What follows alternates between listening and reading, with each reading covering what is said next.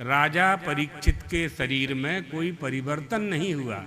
राजा परीक्षित श्रीमद् भागवत की कथा श्रवण करने के पहले जैसे थे, श्रवण के मध्य में भी वैसे ही रहे, और श्रवण के बाद भी पूरे 7 दिन कथा सुनने के बाद भी ज्यों के त्यों रहे, उनमें कोई परिवर्तन नहीं हुआ। कथा श्रवण का फल क्या हुआ? समझ बदल गई। समझ बदल गई। क्या समझ बदल गई? हम नहीं मरेंगे, हम नहीं मरेंगे। क्यों नहीं मरेंगे? गुरुदेव आपने जो 7 दिन तक श्रीमद् भागवत की कथा हमें श्रवण कराई है, इससे हम मुक्त हो गए हैं। पांच भौतिक देह से हम मुक्त हो गए। हम वो नहीं हैं जो लोग हमें समझ रहे हैं। अब हम वो नहीं हैं। अभी तक हम उत्तराभिमन्यु का पुत्र अपने आप को मानते रहे, ये पांच भौतिक देह मानते रहे, इसकी रक्षा करते रहे, इसकी रक्षा का ही प्रयास करते रहे।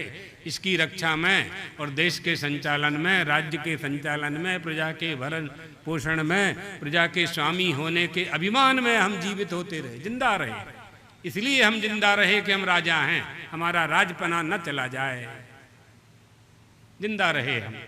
लेकिन अब हमें जिंदा नहीं रहना है। क्यों नहीं जिंदा रहना है? क्योंकि हम मरेंगे ही नहीं। तो मरेगा कौन? जिंदा कौन था?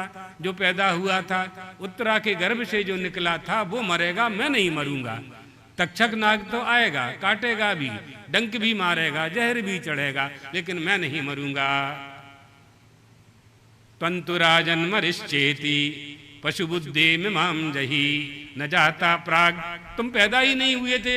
यही तो गुरुदेव आपने कहा है कि राजन तुम मरोगे। आपने ही उपदेश दिया मुझे कि तुम मरोगे ही नहीं। इसलिए अब मेरी मृत्यु नहीं होगी। भगवत तक्षका दिभ्यो मृत्युभ्यो न बिभेम हम। अब मेरी मृत्यु नहीं होगी, मैं नहीं मरने वाला। तक्षक आदि नागों से अब मुझे भय नहीं है। ये ज्ञान कहाँ से मिलेगा? सुखदेव जैसे परम ऋषि, सुखदेव जैसे मुनि, अवधूत